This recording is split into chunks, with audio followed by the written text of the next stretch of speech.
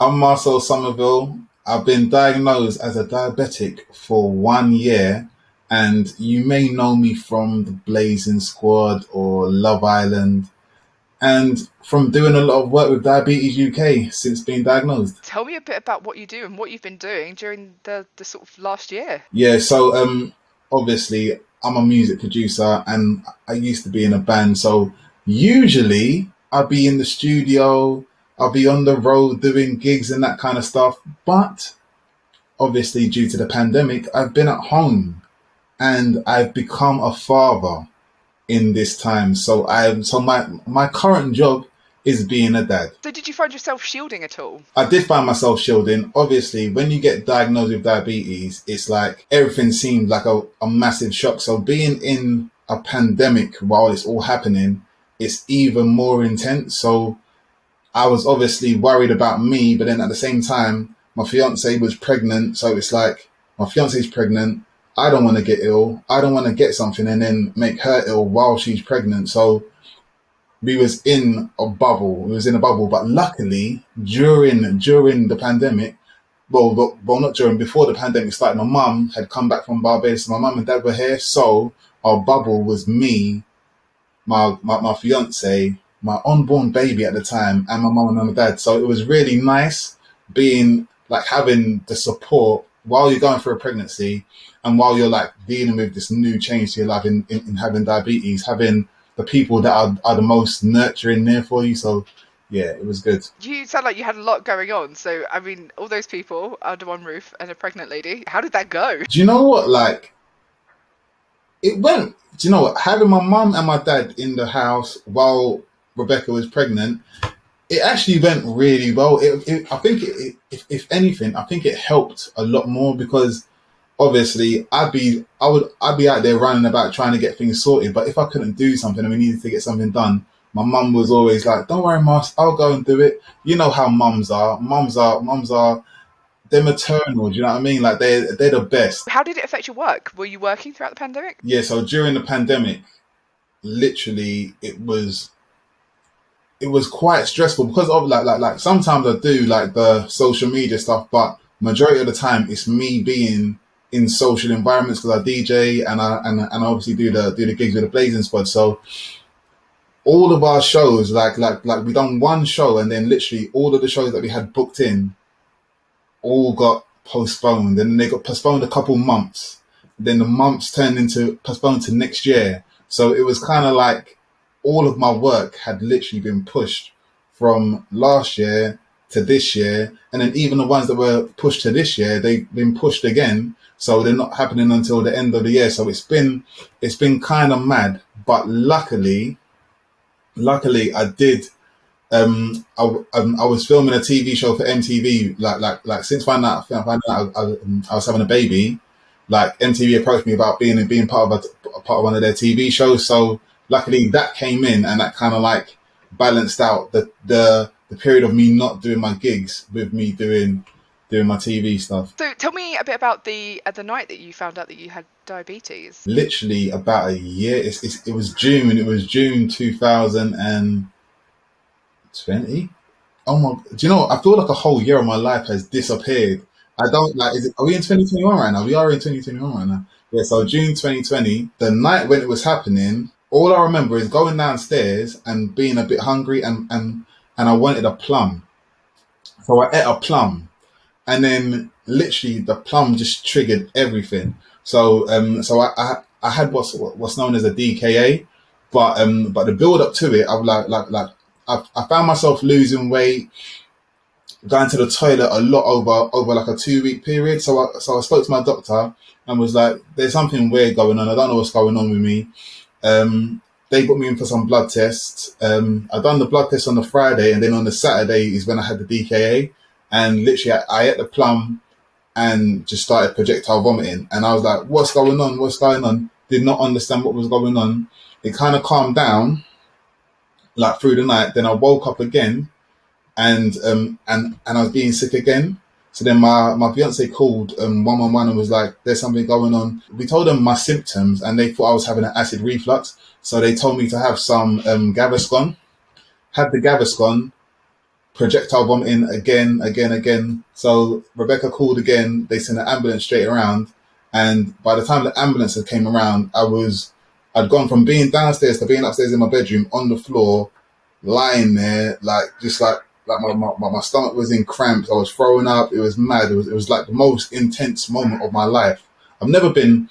I've never been ill before like that, so it was like this is this like I didn't know what was going on. I was thinking, how I got COVID because it was during the pandemic, and then the paramedics rushed into the room. Like my fiance, the paramedics, my mum, they just said I was grey, like I'd literally gone grey, and the paramedic walked in, looked at me, and said, "He's got diabetes," and literally like we was like, "How have I got diabetes?" Like we spoke to people on 111, they didn't think I had diabetes. Like how is that a thing? Rushed me into the hospital, and it was like a scene from ER. You know when like you're like going through, and you can just see the lights on the ceiling going, and I'm like, what the hell? It was mad. Like so I think I actually passed out on the way from my house to the ambulance. Woke up in the ambulance, fell back to sleep, then woke up getting rushed into the thing. I saw the doctors rushing around, like beeping noises and all of that kind of stuff. And then I woke up, what must have been, I don't know, like a good few hours later, and one of the doctors came in and said, "Yeah, you're a type 1 diabetic. You're luckily they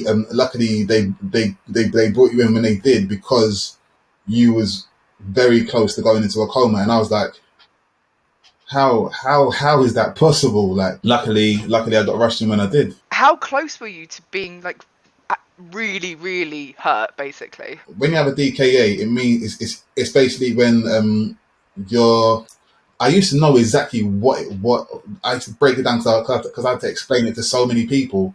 But basically because my body wasn't creating any insulin, the ketones in my blood, like the level of them rose up, and they were trying to like break down all the carbs and all of that kind of stuff. But like when your ketone level gets too high, it's super dangerous. And like basically in my chest, I was getting a burning sensation in my chest anytime I ate anything, and that was because the ketones were literally burning away like something inside of my chest. So I was in the hospital having that sorted out. But then the doctor basically said you was, I don't even like, I think I was like hours like an hour away from going into a coma, because literally like it was elevating that fast. But because I learned so much about it after being diagnosed, all of the signs that you would know, because obviously like there's the 4Ts. So the 4Ts are tiredness, thirsty, going to the toilet more, and being thinner. And like I like during the pandemic, I've been putting on weight because obviously there's nothing for you to do. You can't go to the gym. You're just eating food. It's not going anywhere.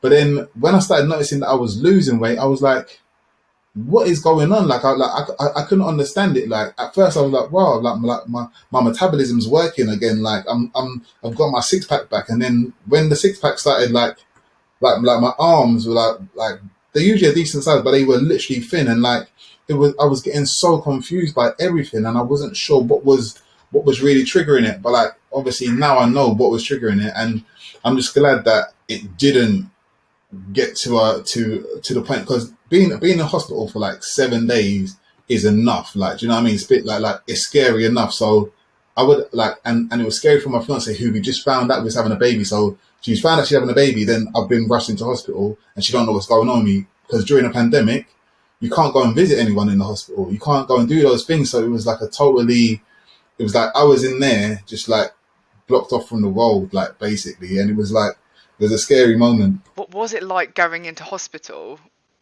right at the beginning as well, when things were really, really uncertain? Going into the hospital during a pandemic is very frightening, because obviously there's so much news. Like there's wards just for COVID people. There's people that are going into hospital who have COVID. So you don't know if you're in the ward next to someone who's just been tested, because you're getting rushed into A&E.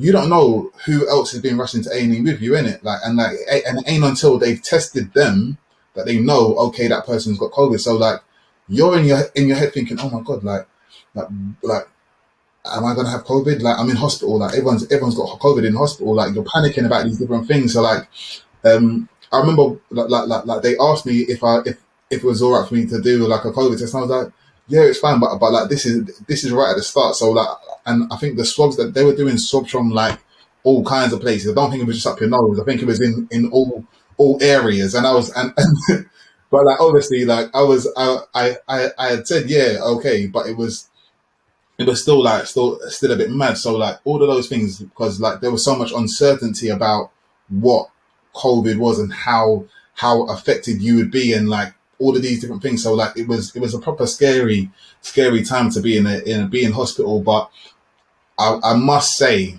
all of the nurses, all like everyone that was at North Middlesex Hospital when I was in there, everyone that looked after me was amazing. Like like when everyone was doing the clap for the NHS for the COVID, I was clapping for them, not just for them working on the COVID because they were still doing their thing for other people who were ill as well. So like I've got nothing but love for the nurses and the doctors at North Middlesex Hospital. Got to give you a shout out, especially Anne. She's the one who actually got my blood down because obviously like being type 1 your blood can go like my bloods were ridiculously high. The glucose level in my blood was mental. So her trying to bring it down and trying to get me to like a balanced point again was it was mad. It was like I think I was in the IC for like 2 days, them just trying to balance me out. So it was mad. You're living now with type 1 diabetes. What's been the biggest change or adjustment that you've had to make? So I think the biggest adjustment I've had to make since becoming a type 1 diabetic, when you first come out of the hospital and you've got all of these things like you're worried about what foods are going in and making sure you're pricking your finger every time you want to eat something, you gotta like be on it and like know what you're putting in and how much insulin you got to put in and all that kind of stuff. But I think the biggest change would definitely be like I've got one of the implants which basically helps read your glucose. So for me getting it was one of those things where like this is on my arm, so everyone's gonna be looking at me now and everyone's gonna be asking me questions about it. Like because obviously it's something that not everyone has. So people are gonna be like, oh like what's that on your arm? Like so I think it's just been just having the confidence to be like, you know what, like I've got type 1 diabetes.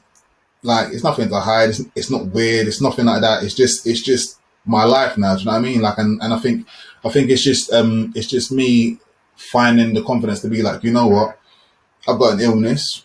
It is what it is. But it's not changing me. It might change like how I do certain things, but it's not changing me personally. Do you know what I mean? But it's like I think it's just me having the ownership of my illness. What did you find you learnt about yourself and those around you over the last year? So I think one thing that I learned about myself was that even though this majorly traumatic thing had happened to me, like the only thing that really mattered to me during that moment was I've got to be there for my family. Do you know what I mean? Like I was about to start a new family. Like I knew my son was gonna be on the way. Like got a fiance. Like that all happened during the pandemic as well. But it's like I think for me it was very much like a realization of the most important things in life are your family and your health. Like everything else, like all of the fancy things and all those things, they don't really matter unless you've got the family and the people to share it with. And like it just made me myself think, all right, cool. I've got to be on top of my diabetes because I can't be a dad and not be looking after myself when I'm maybe looking after someone else. So like I've got to be on top of my game. Do you know what I mean? So I've done all of my research. I was doing all the research into what foods I should be eating, what I can do to make things a little bit easier and that kind of stuff. And I think I definitely got to a point when like I was definitely on top of it because it brought down my HbA1c. It was perfect. It was basically perfect. Like the doctors were like, it's like you haven't even got diabetes, but I've definitely still got diabetes because literally it's an up and down battle every day. Do you know what I mean? Because sometimes you be feeling great, and then all of a sudden, like you check your thing, and it's like your blood's high. It's like, how is that possible? I don't feel weird. Do you know what I mean? Or your blood's low, and you're like, I feel totally fine, but it's just like just trying to balance it all. Did you feel like the lockdown had an effect on the way that you approached being diagnosed? And was that a negative effect or a positive effect? The lockdown definitely had a positive effect in the way that I was able to manage my diabetes, because obviously usually I'd be out on the road, not being able to like when you're on the road doing long car journeys and all those things, like stopping at service stations, they haven't always got the best food. Do you know what I mean? Like being able to literally be at home, get the food in that I'm gonna be trying to implement into my diet, and always having home cooked meals, always eating when the time's right.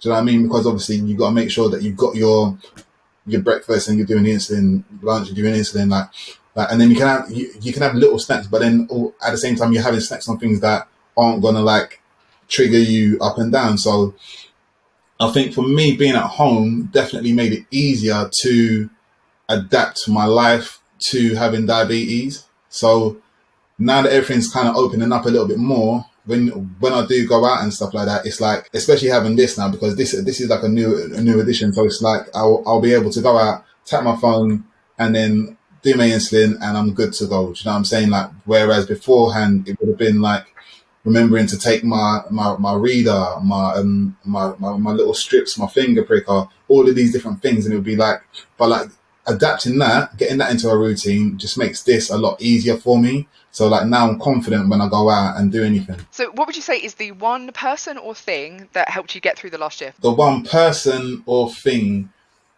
would definitely be my fiance. She literally, from the moment I got rushed in, because she was one who called 111 and got them there on time. She like, because she called them once, they said, oh, like it's probably like an acid reflux. Have some Gaviscon. And then she was like, "No, I'm not having that." She called again, and then that's when they came. And because I could have been sitting around for a long time drinking Gaviscon, thinking, "Why am I still throwing up?" And then you never know what could have happened. But she was on it. And then from coming out, obviously, her being pregnant, we're going through it together. But like she was always like a motivational thing to like make me. I mean, I could just look at her and be like, "Yes, Marcel, you got to take control. Like there's a baby in that belly." Do you know what I mean? So it's like. Yeah, like without Rebecca, I don't know what would have been the situation. How good are you on Zoom? Give yourself a mark out of 10. So my Zoom skills, I'm not gonna lie to you, my Zoom skills are probably a 10 out of 10. I've been doing DJ sets via Zoom for Christmas parties and all that kind of stuff. So just letting you know, I've got many talents. I can do all sorts. Connecting wires in and all of that kind of stuff, making it sound on point, profesh. Have you created anything during lockdown? So during the lockdown, I've got like a home studio, so like I do like make a few things. I did make a song called Champion Lover, which got released during the lockdown. It's a summer vibe, so we might try and re-release it, because obviously releasing it and not being able to do any performances or anything like that, it does kind of ruin it. But that was one of the creative highlights during the lockdown, because we still managed to get that out. Did you end up giving yourself a lockdown haircut? Well, I didn't, but Rebecca did, and Rebecca still does my hair now. My barber's has just reopened, but sometimes I'm like, you know what, like, Bex, do you want to just take it off the sides? And she's like, yeah, go on, Mars, all right, cool. She's multi-talented, a multi-talented woman. What was the strangest or best thing that you cooked during lockdown? Like, this is before I had diabetes, and it was something that I saw on TikTok, and I think maybe this might have been one of the reasons why my sugars went so high. But I made like this. It was a fruit pastel lollipop, smooth, like slushy kind of thing, and it was so nice. It was very Moorish though. You wanted more and more and more. But this was before I had diabetes, so like since I've had diabetes, I've not had any of those. So last question, what are you most looking forward to now that things are starting to open up a bit? The thing I am most looking forward to now that things are opening up is taking Roman to the park and letting him run free. Do you know what I mean? Just run, son. He can't walk yet, so obviously, hopefully by the summer when things are a lot hotter, he'll be out there running around and all that kind of stuff. But I think it's just taking him to the park and letting him interact, because like all of my friends, like literally every single one of my friends has had a lockdown baby, because there was nothing else to do during lockdown, so everyone just knocking babies out. So I think letting Roman mingle with his future cousins and future friends, like, is one of the things I'm looking most forward to. So many of these babies out there that have never seen another baby. They don't understand that there That's are other what babies. exactly. Like, they don't even know they're babies. You know what I mean? It's like, what? Like, I'm just a small person. Do you know what I mean? No, look, there's more of you in the world. But yeah, Thank you so much for taking time today to talk to me, Marcel, and I will speak to you soon. thanks a lot, Anna. It's been a pleasure.